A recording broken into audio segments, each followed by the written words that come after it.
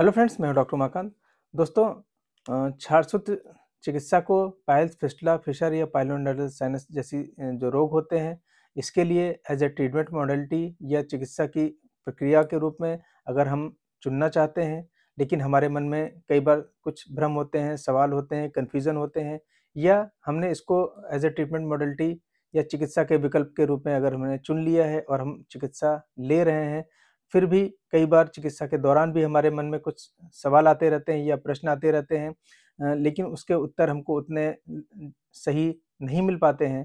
इन्हीं सब चीज़ों को ध्यान में रखते हुए हम लोगों ने छारसूत्र और छारसूत्र चिकित्सा पे आधारित सवालों की या प्रश्नों की एक सीरीज़ शुरू की है, जिसमें काफ़ी सवालों को हम ऐसे ही एक लॉजिकल और एक साइंटिफिक वे में उसका उत्तर तलाशते हैं।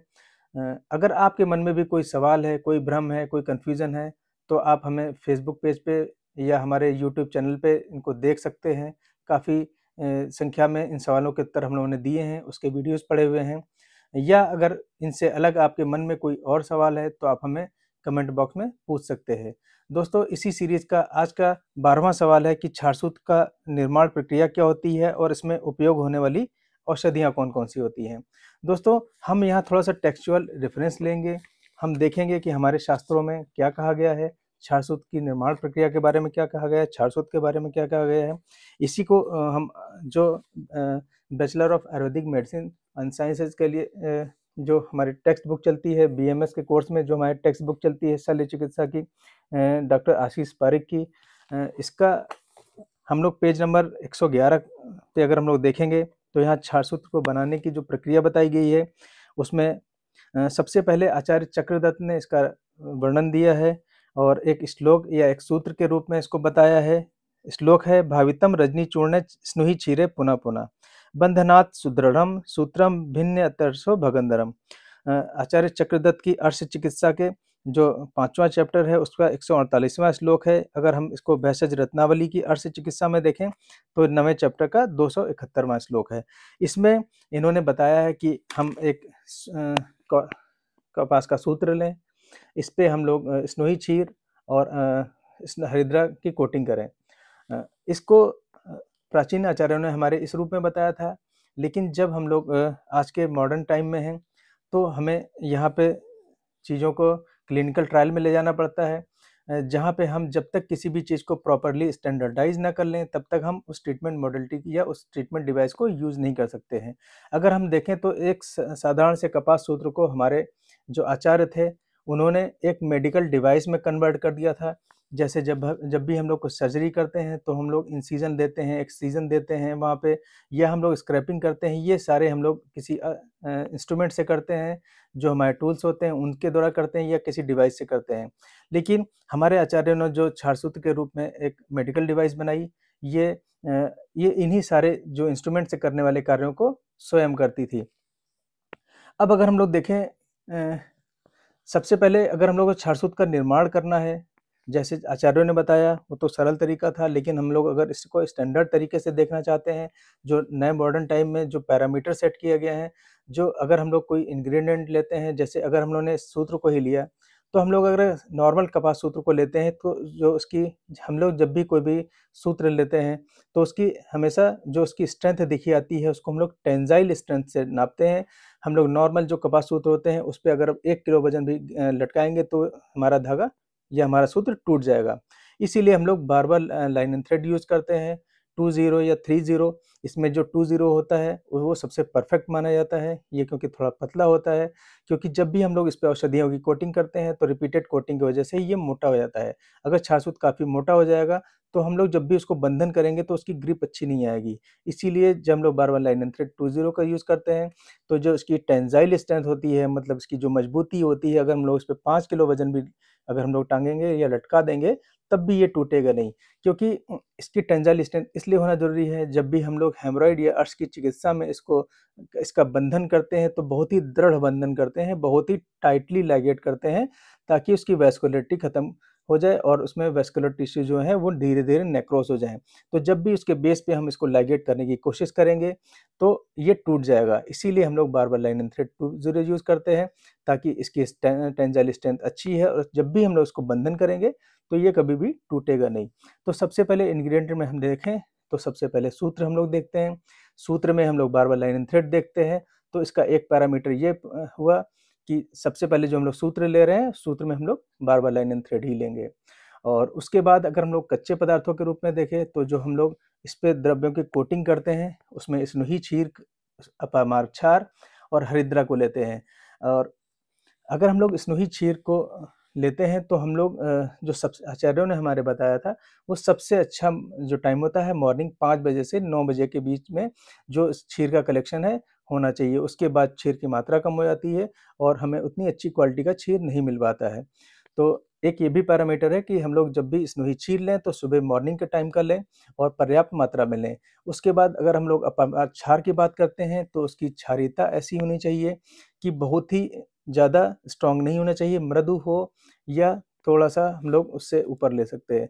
लेकिन बहुत तीक्ष्ण क्षार हमको नहीं लेना होता है और उसका जो स्वरूप होना चाहिए बहुत अच्छा होना चाहिए, उसकी क्वालिटी बहुत ही अच्छी होनी चाहिए। और जब भी हम लोग हरिद्रा की बात करते हैं तो हम लोग कोई भी हरिद्रा पाउडर नहीं लेते हैं, हम लोग मेडिसिनल यूज़ की ही हरिद्रा का इस्तेमाल करते हैं। तो अब हम लोग इस तरह से जो इंग्रीडिएंट थे, एक हमारे पास सूत्र था, स्नोही क्षीर थी और अपामार्ग क्षार था और हरिद्रा था। इनको स्टैंडर्डाइज़ तरीके से जो मानकीकृत किया गया है उसी तरीके से हम लोग इसको लेते हैं। अब जब हम लोग विधि की बात करते हैं तो जब हम लोगों ने सूत्र को ले लिया तो सबसे पहले स्नोही क्षीर की हम लोगों ने एक कोटिंग इस पे की, इसको सूखने दिया, फिर दूसरी कोटिंग की। इस तरह से हम लोग रिपीटेड 11 कोटिंग हम लोग स्नोही क्षीर की करते हैं और हर बार इसको सूखने देते हैं। उसके बाद फिर हम लोग अपामार्ग क्षार की लगभग 7 कोटिंग करते हैं। क्षार को हम लोग स्टेराइल पानी वाटर को मिला के थोड़ा-सा गीला होने के लिए रख देते हैं। जब वो अच्छी कंसिस्टेंसी में आ जाता है, फिर हम लोग उसका इस पे हर बार लेप करते हैं। हर बार लेप करने के बाद इसको हम लोग सूखने देते हैं ताकि वो कोटिंग प्रॉपर्ली यहाँ पे सूख जाए। उसके बाद जब ये अपामार्ग क्षार और स्नोही की कोटिंग हो जाती है उसके बाद हम लोग हरिद्रा की 3 कोटिंग करते हैं। हरिद्रा की हर बार कोटिंग करने के बाद फिर हम लोग सूखने देते हैं। इस तरह से हम लोग 21 कोटिंग का क्षार सूत्र को बना लेते हैं। सिर्फ हम लोग क्षार सूत्र बनाने के बाद इसको नहीं यूज़ करते हैं, बल्कि अब तो जो मॉडर्न टाइम है हमारा उसमें कुछ क्षार सूत्र कैबिनेट आते हैं जिसमें 2 स्पेसेस होते हैं। एक यूवी लाइट को रखने के लिए स्पेस होता है और दूसरी तरफ जो कैबिनेट होते हैं क्षार सूत्र के उनको रखने के लिए स्पेस होता है, ताकि उन कैबिनेट में क्षार सूत्र अच्छे से सूख पाएँ और उसके बाद हम लोग यूवी लाइट से उसको अच्छे से स्टेराइल कर पाएँ। कई बार अगर हम लोग यूवी लाइट से स्टेराइल ना करें तो हम लोग ऑटोक्लेव से भी इसको स्टेराइल कर सकते हैं। इस तरह ये स्टैंडर्ड प्रोसेस है। पहले हम लोगों ने अच्छे से इंग्रेडिएंट लिए जो बिल्कुल हाईली स्टैंडर्डाइज चीज़ें हों, उनको हम लोग इंग्रेडिएंट के रूप में लेते हैं, उनके पैरामीटर को पूरा करते हैं।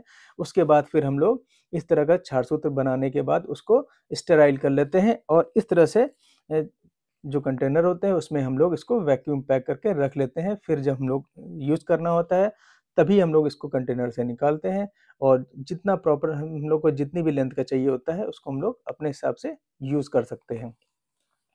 लेकिन अगर हम लोग इसको थोड़ा-सा साइंटिफिक इवैल्यूएशन की तरफ जाएँगे कि अब जैसे ये क्षार सूत्र हमारे पास बन गया, लेकिन इसका साइंटिफिक इवैल्यूएशन अगर हम लोग करेंगे तो इसकी प्रॉपर्टीज़ हम लोग 3 तरह से इसकी प्रॉपर्टीज़ को हम लोग देखेंगे। पहला फिज़िकल प्रॉपर्टीज़ जो होती हैं, दूसरा केमिकल प्रॉपर्टीज़ जो होती हैं, तीसरी बायोलॉजिकल प्रॉपर्टीज़ होती हैं। पहला ये होता है कि जो भी हम लोगों ने इसमें सूत्र लिया उसका व्यास क्या था, उसकी टेंसाइल स्ट्रेंथ क्या थी, इसमें कोटिंग क्या थी, जैसे अभी हम लोगों ने और इसकी अभी जैसे हम लोगों ने पीछे चीज़ों को डिस्कस किया, वो सारी पैरामीटर को हम लोगों ने पूरा किया। जो इसकी फिज़िकल प्रॉपर्टी थी, वो हमारे पास पूरी अच्छे से थी। जो केमिकल प्रॉपर्टी थी, अभी जैसे हम लोगों ने डिस्कस किया कि जो स्नोही क्षीर लेते हैं, वो हम लोग मॉर्निंग का लेते हैं और ताज़ा स्नोही क्षीर ही यूज़ करना चाहिए। रखा हुआ स्नोही क्षीर हम लोग यूज़ नहीं करते हैं। फिर हम लोग इसकी बायोलॉजिकल प्रॉपर्टीज़ को देखते हैं। ऐसा तो नहीं कि क्षार सूत्र हमने बनाया लेकिन ये कंटामिनेटेड हो गया या इसकी जो टिश्यू पे रिएक्शन है वो बहुत हाईली है, ये अगल-बगल एरिया को इन्फ्लेम्ड कर रहा है, इन्फ्लेमेशन हो रहा है इसकी वजह से, टिश्यू एब्रेज़न हो रहा है या बहुत ही पेनफुल हो रहा है, ये भी नहीं होना चाहिए। तो जो बायोलॉजिकल प्रॉपर्टी है वो इसकी जो टिश्यू पे रिएक्शन होनी चाहिए वो भी बहुत मॉडरेट टाइप की होनी चाहिए, जैसे कि हम लोग को शास्त्रों में बताया गया है। जब भी हम लोग छाछसूत का लाइगेशन करें या बंधन करें, तो जो वहाँ पे प्रॉपर टिश्यू जहाँ पे हमने लाइगेट किया है उसके आसपास कोई भी हम लोगों को कॉम्प्लिकेशन नहीं दिखना चाहिए। जितना पार्ट लाइगेट किया गया है उस पे वो अपना अच्छे से प्रभाव दिखाए। जैसे अगर हम लोग इसको फिस्टुला में लाइगेट करें, तो फिस्टुला में बराबर जो हम लोग की ओपनिंग होती है इससे अच्छे से सेक्रेशन निकलते रहने चाहिए, लेकिन हम लोग को आसपास के एरिया में या अंदर ट्रैक में इन्फ्लामेशन नहीं दिखना चाहिए। जो इसकी प्रॉपर्टी है वही प्रॉपर्टी इसकी शो होनी चाहिए। इस तरह से जो इसके निर्माण की प्रक्रिया है और इसमें जो उपयोग होने वाली औषधियाँ हैं, इनको हम लोग इस तरह से पूरे डिटेल में समझ सकें।